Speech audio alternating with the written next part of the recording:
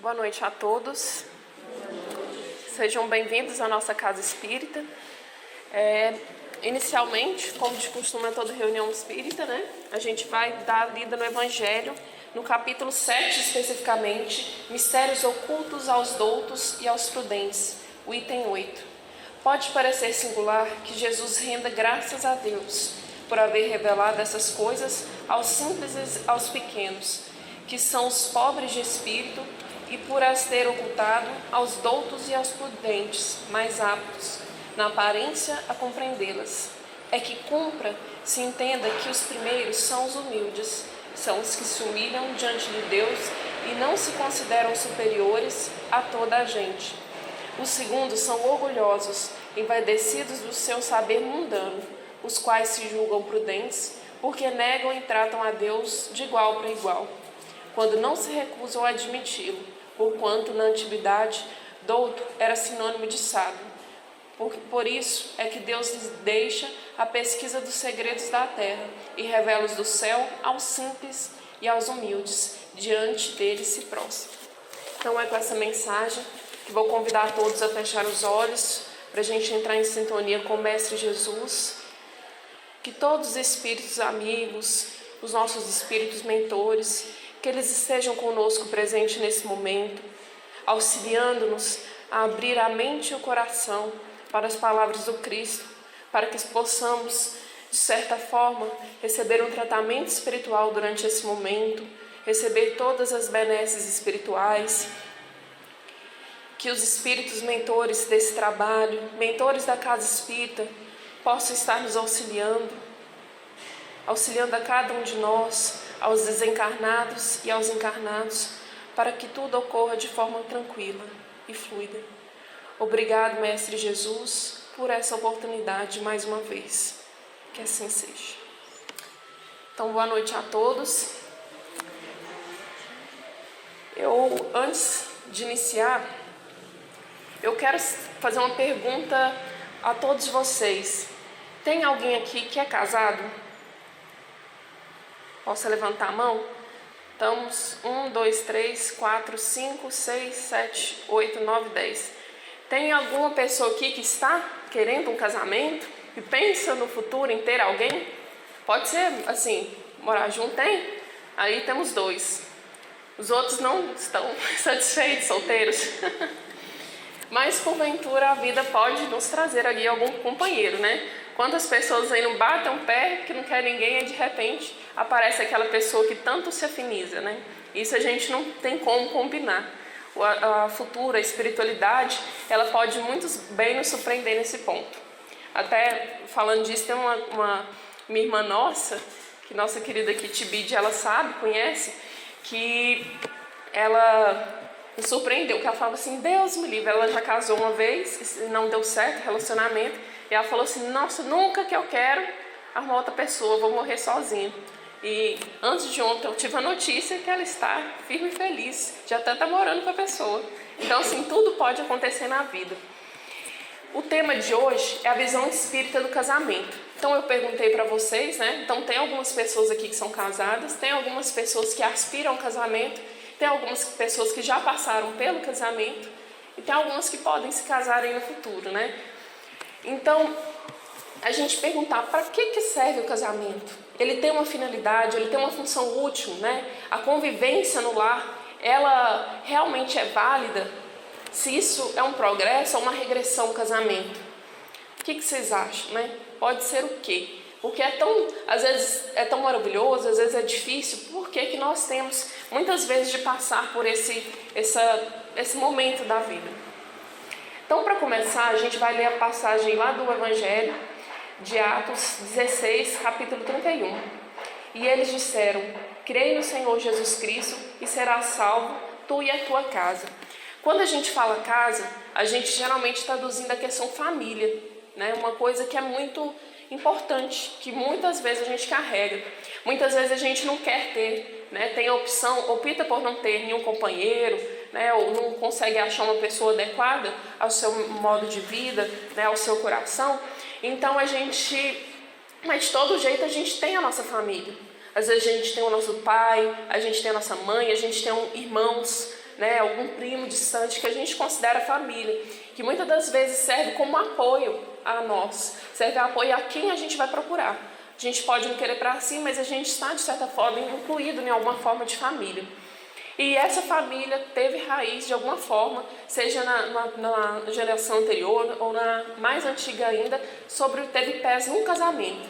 Se a gente foi fruto de uma mãe solteira, de um pai solteiro, nossos pais, de alguma dessas relações anteriores, nossos avós, tataravós, alguém foi casado, né? Alguém teve uma relação conjugal. E essa relação conjugal, às vezes, ela serviu de base para nós hoje, mesmo que nós não compreendamos isso, né? Porque como que se passa? O nosso comportamento é muito engraçado. A gente repete muitas das vezes o comportamento dos nossos pais, a gente herda. Aí a gente fala, mas o espiritismo não tem isso, né? Cada um a gente não herda as coisas morais. Mas a questão é quase sempre nós nascemos na mesma família, por várias e várias gerações. E também a gente observa, muitas das vezes, uma coisa que é muito importante na criação dos filhos, nós repetimos comportamento dos nossos pais que a gente nem gostava, mas é instintivo da gente trabalhar com aquilo que a gente já conhecia, né? Então, é muito importante essa parte da família e a questão do casamento também. Lá no Evangelho segundo o Espiritismo, em Allan Kardec, tem falando o seguinte: há, pois, duas espécies de família, as famílias pelos laços espirituais e a família pelos laços corporais.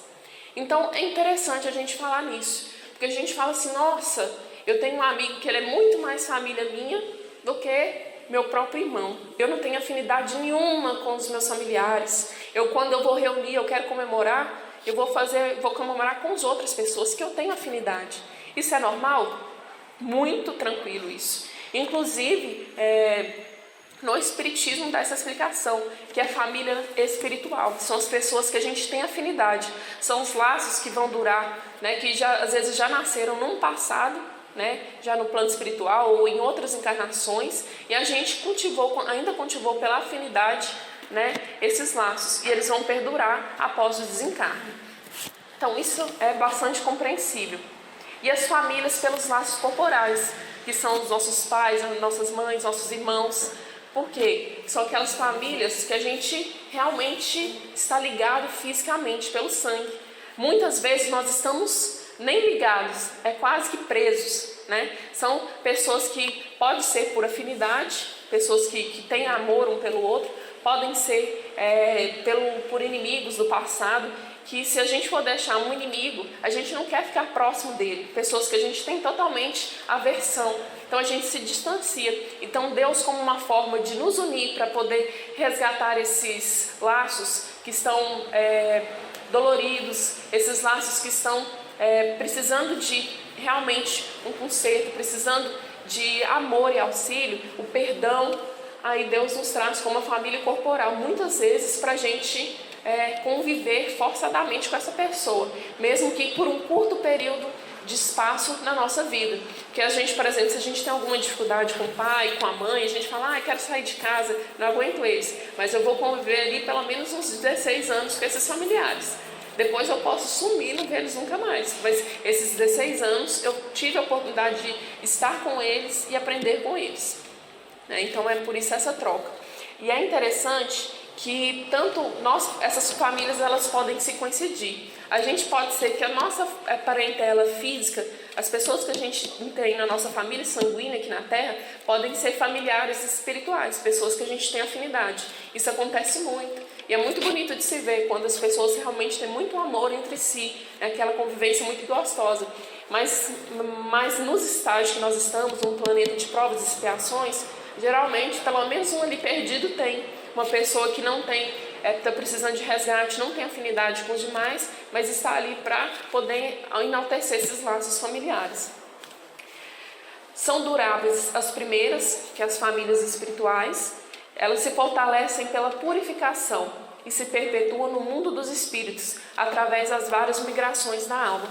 Como exemplo, nós podemos citar a família, alguém já deve ter assistido o filme Nosso Lar, ou lido. Quem não leu ou assistiu, eu vou contar para vocês. Lá conta de uma família da Dona Laura, que é o André Luiz, é o personagem principal, né, o espírito, que que ele conta da sua narrativa após o seu desencarne e quando ele é acolhido numa colônia espiritual. E quando ele é acolhido, ele conhece uma espécie de enfermeiro que o atende, que o solicita e que cria muito carinho. Provavelmente pode ter sido afinidade de outras vidas, mas quando a gente, imediatamente após o desencarne, nem sempre a gente recorda da nossa família, a gente recorda só dos laços sanguíneos. Depois de um tempo no plano espiritual que a gente vai começando a recordar realmente dos laços que vieram de outras vidas. Então André Luiz, ele é acolhido por Lísias e como ele não tinha nenhum familiar que morava naquela colônia especificamente, Lísias fala, como tinha esse afeto por ele, o convida para morar com ele. E lá ele conhece o restante dos seus familiares. A sua mãe, que foi mãe terrena e continua mãe no plano espiritual, que é pelos laços de afinidade, a sobrinha, tem todos os familiares. E eles perpetuam-se encarnando, a mesma família encarnando entre essas pessoas afins. E o pai de Lísias, que tinha sido pai na última encarnação, ele tinha construído ele desencarnou primeiro do que todos os outros, quando eles estavam no orbe terrestre, e ele, através do seu trabalho, da sua moralidade, ele consegue construir uma casinha lá no plano espiritual. E essa casinha fica para os filhos, é dada lá, porque os filhos que realmente têm o laço espiritual, não só o laço corporal. E eles falam, olha, meu pai já foi, ele já encarnou, está daqui a pouco, minha mãe vai desencarnar, vai encarnar novamente, e meu pai e minha mãe vão encarnar como marido e mulher novamente. E aí depois, posteriormente, logo em breve, daqui uns 40 anos eu irei. Mas para a espiritualidade esse tempo é muito rápido, 40 anos para eles é um piscar de olhos, enquanto que para nós é quase que uma vida inteira. Então ele fala que os pais vão encarnar primeiro para depois recebê-los novamente. Então isso que mostra esse laço espiritual e esse laço corporal dessa família.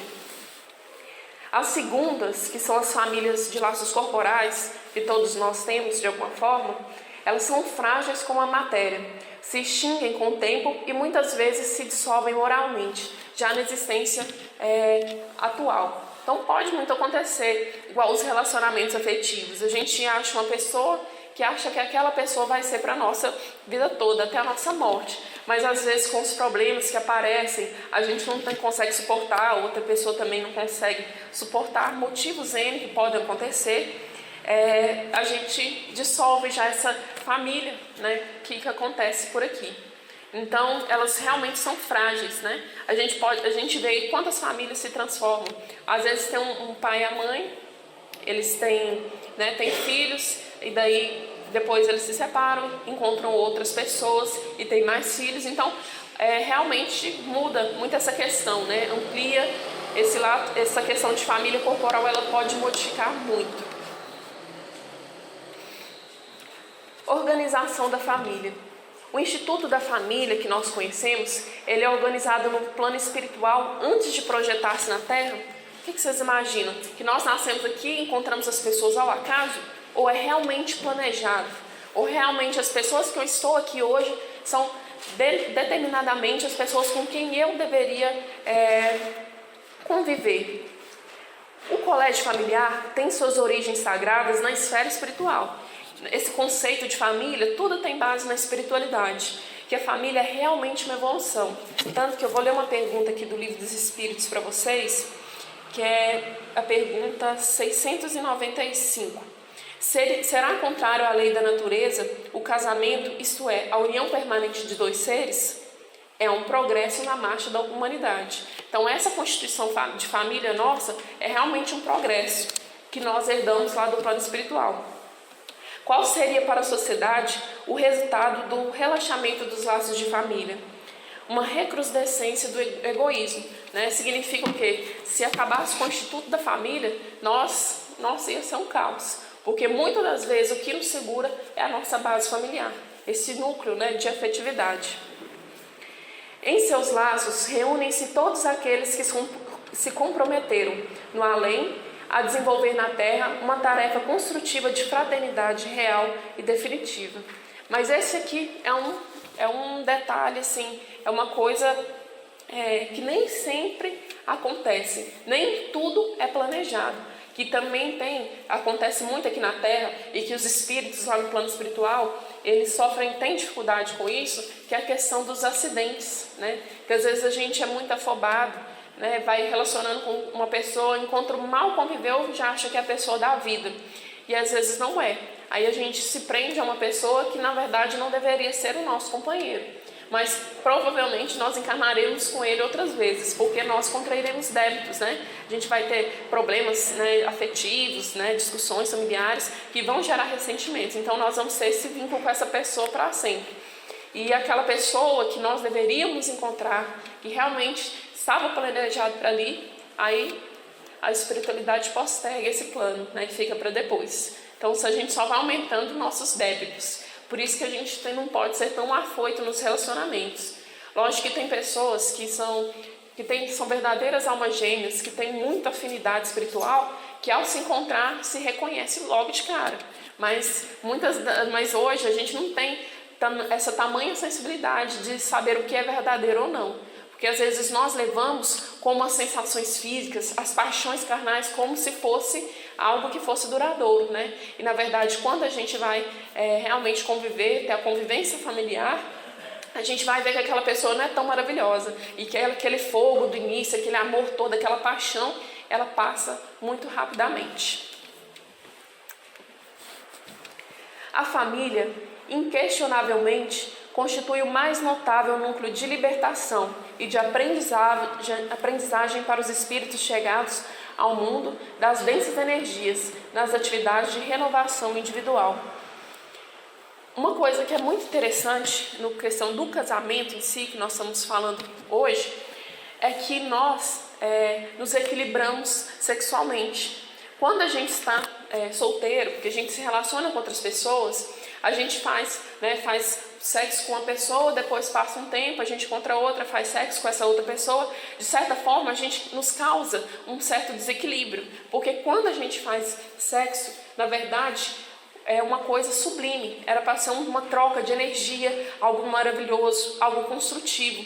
E quando a gente se relaciona só por relacionar, algo momentâneo, a gente vai trocando energias com outras pessoas e a gente vai criando, a gente deixa um pouco de energia na outra pessoa e nós também ficamos com esse pouco de energia. Então, se a gente deixou a pessoa magoada ou se ela nos magoou, a gente vai desequilibrando várias pessoas e nos desequilibrando e vamos criando outras relações que vão ter que ser educadas no futuro, né? A gente vai ter mais débitos no nosso plano encarnatório, na nossa vida. E quando a gente está num casamento, que a gente tem relacionamento só com uma pessoa, a gente tem um equilíbrio. Quando nós somos jovens, né, outros perduram até a fase adulta, tem vontades sexuais de forma intensa. Mas quando nós estamos no casamento, a gente começa a dosar isso. A gente não fica nesse afoito para ser toda hora, todo momento, a ser só pelo prazer, mas sim pela comunhão de pensamentos, pela afinidade. Tanto que quando o casamento ele não vai bem, essa parte também não vai bem, porque as pessoas não estão com essa afinidade que deveria existir. Quando nós estamos felizes, né, a área sexual no casamento, ela se torna melhor também. Então é muito interessante a gente olhar isso, porque faz parte de tudo. Como proceder aos cônjuges para bem cumprir os seus deveres? O matrimônio, muito frequentemente na Terra, constitui uma prova difícil, mas redentora. Os cônjuges, desvelados por bem cumprir as suas obrigações divinas, devem observar o máximo de atenção, respeito e carinho mútuo.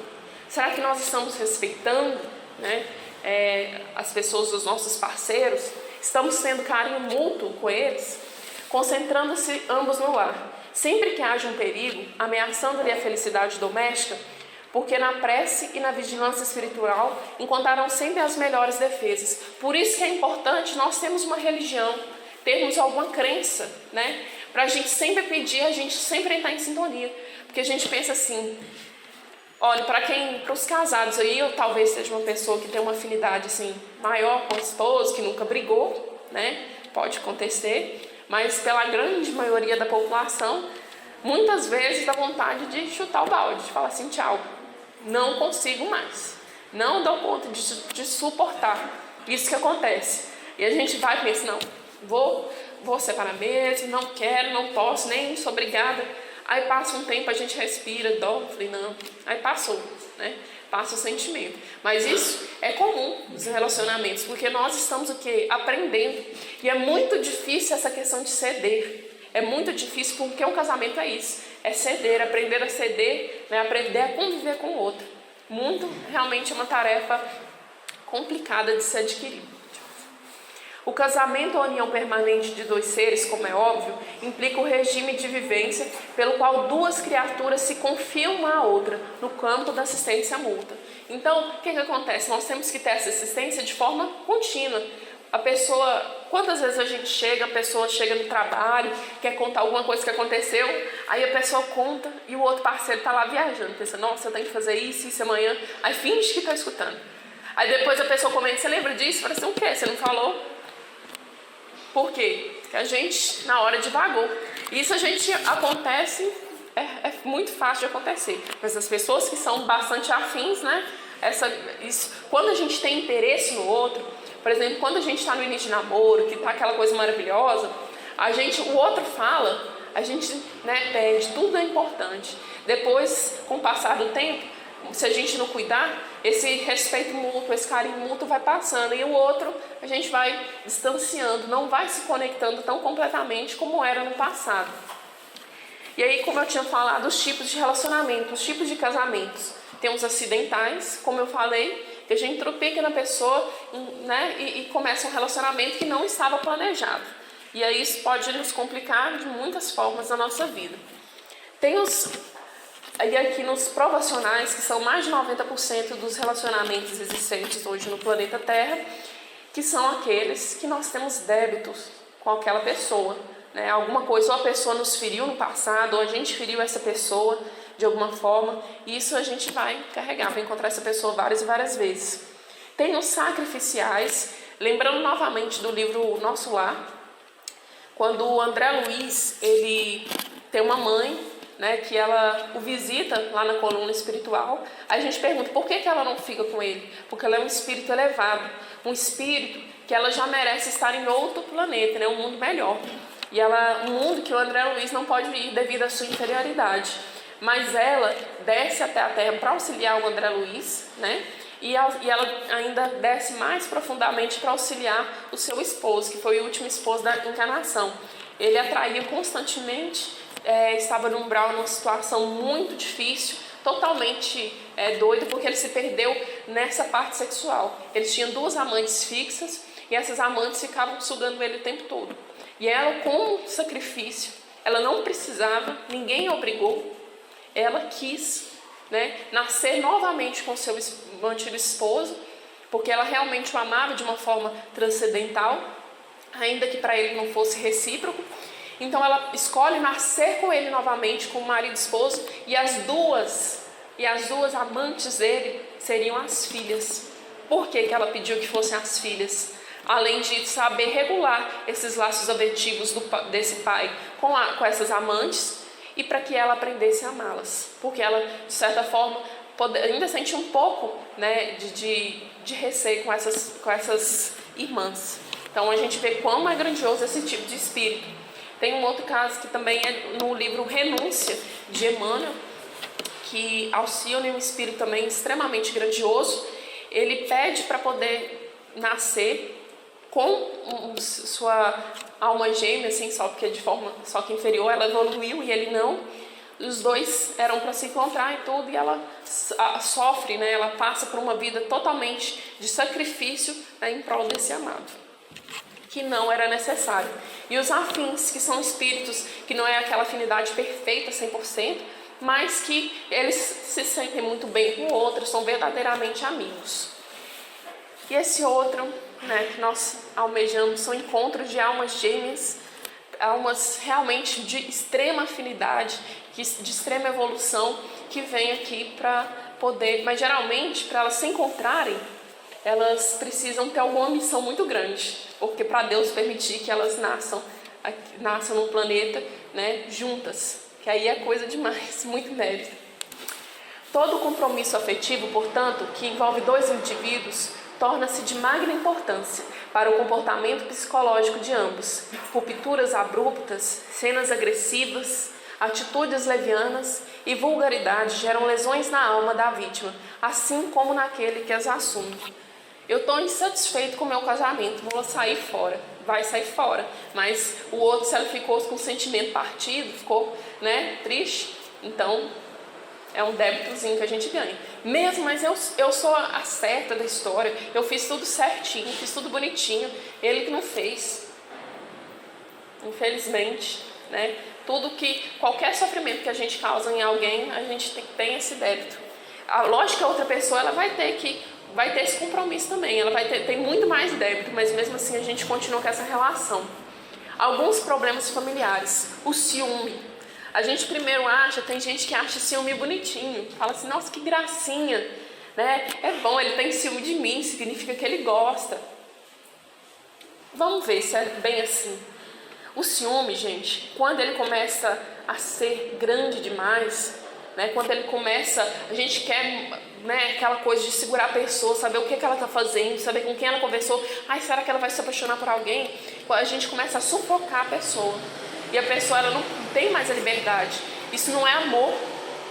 Isso é egoísmo, querer a pessoa o tempo todo pra gente, querer não confiar no outro. Se a gente tem ciúme o tempo todo é porque a gente não confia. E a outra pessoa, com o tempo, ela vai se sentir desrespeitada, ela vai começar a mentir. Por quê? Para dar um tempo. E às vezes com essa sensação horrível da outra pessoa pressionar constantemente, ela às vezes vai procurar um novo parceiro, Às vezes ela vai querer, nem precisa de motivo para isso, ela pode querer sair da relação, E a gente fica aí com ciúme sozinho. Outra questão, a infidelidade. Às vezes a gente está vendo ali uma situação, quando a gente está casado, às vezes é muito fácil julgar, Quem vê, fulano traiu o outro, nossa, isso a gente julga. Mas é muito fácil trair uma pessoa, muito fácil. Se a gente não tiver realmente firmeza no pensamento, se a gente não tiver uma religião, nem religião, às vezes na própria igreja a gente encontra uma pessoa para a gente trair os nossos esposos ou esposas. Então, muitas vezes, os espíritos, eles criam situações para a gente realmente ter esse contato com uma pessoa fora do casamento. Às vezes, na convivência do trabalho, podem acontecer tantas situações, pode ser uma pessoa, quantas vezes eu já não vi isso? Mas a pessoa que traiu é muito mais feia do que eu, por que ele me traiu? Então, são tantas situações, pode ser uma pessoa que ele já encontrava no passado, às vezes é só pelo realmente o desequilíbrio sexual. Então, são várias coisas que pode acontecer. E outra, influência espiritual inferior na vida conjugal. Às vezes, a gente tem inimigos do passado que ficam atrás de nós para poder fazer isso. Só que, no entanto, às vezes tem espíritos brincalhões que ficam falando, gente, nós estamos aqui à toa, o que é que nós vamos fazer? Vamos desequilibrar aquele casal ali? Estão muito bem. E começa, afastar um do outro. Ver, por exemplo, olha, ele tem tendência ao alcoolismo. Então vamos incentivar isso nele. Nossa, eu botei a pessoa ali, ele olha para as outras mulheres, ele sonha, eu vejo o que ele sonha, então vamos trabalhar isso nele? E começa a incentivar, colocar uma pessoa próxima dele, começa a facilitar as situações e assim ocorrer a infidelidade. Então são esses vários problemas que podem afundar uma relação. E para terminar aqui, que o nosso tempo está acabando, pode passar mais outra slide, próximo. Eu vou falar uma história que nós estamos aqui espíritas, às vezes a gente acha, ou tem afinidade com o espiritismo, às vezes a gente acha que está com mais informação, que a gente está melhor do que os outros. Então eu vou contar a história de uma espírita, que aos olhos nossos aqui no mundo, que ela foi muito bem. Isso aí está no caso do livro do Richard Simonet, que uma mulher, Isaura, se eu não me engano o nome, ela encarna aqui na Terra, ela tem filhos e tem um marido. O marido, ele é um esposo assim, ele não sai com o bebê, ele é caseiro, ele trabalha, tal, só porque ele é muito aborrecido, extremamente, enche o saco com tudo. E aí, Isaura vem para o centro espírita, faz várias obras sociais, é excelente mãe, se relaciona bem com todo mundo, mas ela tem um grande fardo, o seu esposo. Aí ela pensa, não, eu sou espírita, eu sei que se eu me separar vai ser pior, vou nascer com ele de novo. Então o que eu vou fazer? Vou tolerá-lo, vou ficar com ele firme, com bens a Deus, que eu vou conseguir vencer essa provação que Deus me deu. Então assim ela faz, até a vida toda. Quando ela desencarna, ela pensou, nossa, tô bem demais na fita. Dediquei minha vida, né, ao meu trabalho, aos meus filhos, à minha família. Fui uma excelente cristã e tal. Chega lá e fala, olha, realmente, dona Isaura, a senhora conseguiu, ganhou muito nessa encarnação. Foi uma dedicada trabalhadora em frente ao centro espírita, uma ótima mãe, só porque teve um probleminha que ficou aí para trás. Ela falou, o quê? Mas o seu marido? Eu falei, não, mas eu suportei ela a vida toda. Poderia ter separado. Por quê? Ué, não tem nada de errado nisso. Ela falou, não, aí você falou a palavra certa, você suportou. Quando a gente está na nossa família, nós não estamos para suportar, mas para amar. Então a senhora vai ter que voltar novamente com ele para ver se consegue aí aprender além de suportar, aprender a amá-lo, compreendê-lo, né? Que isso acontece conosco diariamente. Então, se a gente acha que a gente está aqui na casa espírita, não separou dos nossos esposas, né? Isso aí não significa que nós somos melhores que os outros. Dentro de casa, conta e conta muito. Então, nós vamos encerrar. Após a prece final, eu vou fazer o passe aqui coletivo, que como devido a essa pandemia, a gente não pode ter o contato físico, né, e como o passe é muito próximo, nós não vamos para a câmara de passe, nós vamos fazer esse passe, uma espécie de autopasse aqui. Então, quando eu falar, que a gente realmente mentalize. Como não tem pedido de prece também, se tem uma pessoa que a gente está precisando, que quer ajudar, algum familiar, né, pode ser o nosso companheiro, que a gente mentalize essa pessoa para que eles possam receber todas essas benesses espirituais. Então vamos fechar os nossos olhos, sintonizar com o Mestre Jesus, pedir a Deus que abençoe ao nosso centro espírita, a nossa cidade, ao nosso estado, ao nosso país, a todo o nosso orbe terrestre. Diante desse momento que nós estamos vivendo, que Deus console o coração de todas as pessoas que perderam familiares, que têm familiares doentes, amigos, que eles possam receber essa sintonia com o Mestre Jesus e que estejam confiantes, que não se desesperem, que Deus acalente os seus corações.